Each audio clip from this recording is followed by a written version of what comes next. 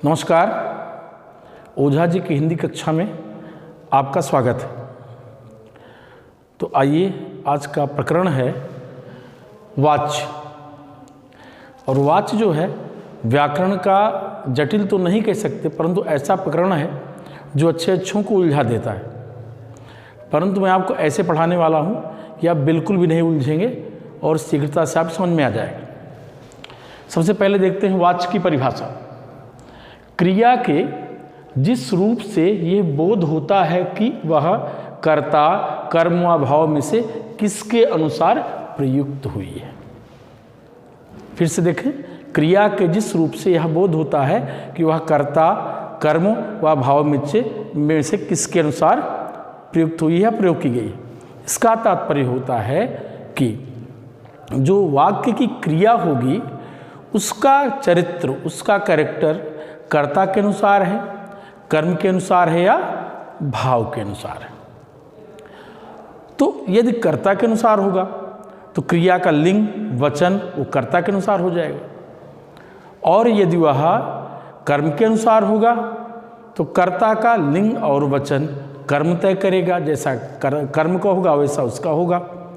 और यदि भाव के अनुसार होगा तो कर्ता का लिंग और वचन भाव तय करेगा। तो सबसे पहले आइए देखते हैं वाच्य के भेद। पहला भेद है कर्तृवाच्य। जैसा कि नाम से स्पष्ट है, कर्तृवाच्य का मतलब है जिन वाक्यों में क्रिया का कैरेक्टर, क्रिया का लिंग वचन कर्ता के अनुसार प्रयुक्त हुआ है, उसे हम कहते हैं कर्तृवाच्य। मोहन बाजार जाता है। अब यहाँ पे क्रिया है जाना, और इसका जो कैरेक्टर है वो तय कर रहा है मोहन। मोहन यहाँ पे करता है। एक वचन पुल्लिंग, क्रिया भी एक वचन पुल्लिंग। यदि भी थोड़ा सा इसमें परिवर्तन हो जाए और मोहन के स्थान पर ये गीता हो जाए तो हो जाएगा गीता बाजार जाती है।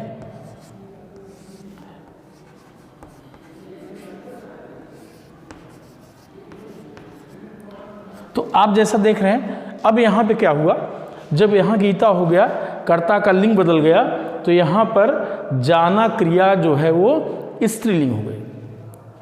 और यदि अभी और बदल जाए और ये कर्ता बहुवचन हो जाए, वे बाजार जाते हैं, तो अगर वे हो गया तो ये जो बाजार जाते हैं होगा तो ये जो क्रिया हो जाते हैं ये बहुवचन हो जाएगी।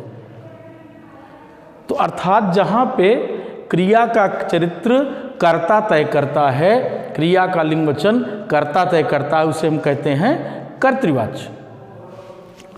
फिर दूसरा देखते हैं कर्मवाच्य। जहाँ पे क्रिया का चरित्र, क्रिया का लिंग वचन कर्म तय करता है, कर्म के अनुसार होते, उसे हम कहते हैं कर्मवाच्य। श्री राम द्वारा रावण का वध किया गया। अब जो है श्री राम द्वारा रावण का वध किया गया, तो यहाँ यद्यपि श्री राम भी एक वचन में ही है, रावण यहाँ पे कर्म है और रावण भी एक वचन पुल्लिंग है, तो क्रिया हो गया किया गया। लेकिन अगर ये हो जाए मछुआरे द्वारा मछली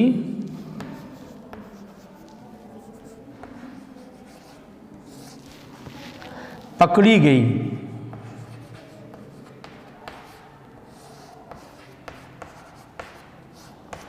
मछुआरे द्वारा मछली पकड़ी गई। अब यहाँ पे मछुआरा तो एक वचन है, पुल्लिंग है, परंतु चूंकि कर्म है मछली और मछली नित्य स्त्रीलिंग है, इसलिए यहाँ पे जो क्रिया हमने प्रयोग की वो पकड़ी गई, क्रिया भी स्त्रीलिंग की हो गई।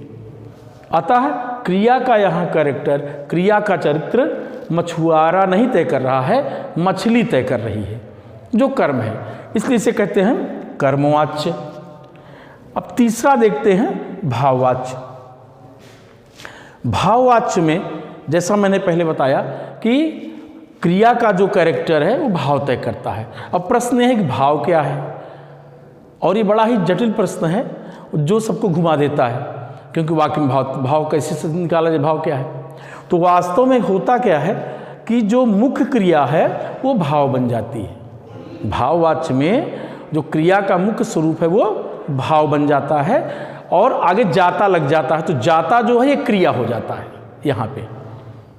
तो जब क्रिया का स्वरूप क्रिया तय करे, यहाँ जो जाता क्रिया है इसका स्वरूप यहाँ क्रिया ही तय करे, तो समझ लीजिए कि यह है भाववाच्य, उससे चला नहीं जाता।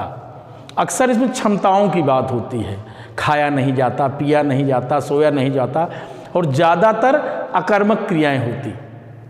सकर्मक कहीं शायद मिल जाए तो रही भाववाच्य रही नहीं जाएगा। तो ऐसे में भाववाच्य में क्रिया का कैरेक्टर, क्रिया का आचरण क्रिया ही तय करती है। जो मुख्य क्रिया पहले आ जाती है कर्ता के स्थान पर और जाता आगे लग जाता है क्रिया में जाके, तब ये जाके भाववाच्य बन जाता है।